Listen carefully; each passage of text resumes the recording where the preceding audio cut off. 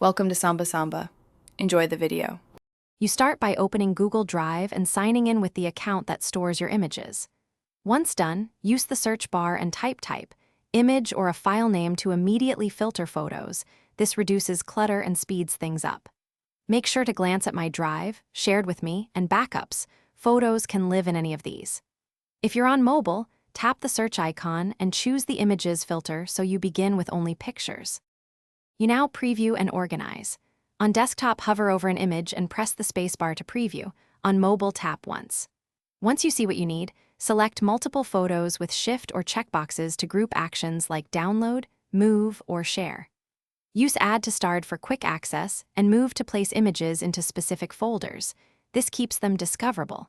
If you want higher fidelity, open with Google Photos or download originals if you need local, full-resolution files. You finish by sharing or downloading what you need. Right-click any photo to share, get link, or adjust permissions. This explains who can view or edit. For many files, choose Download to get originals or download as ZIP for batches to save time.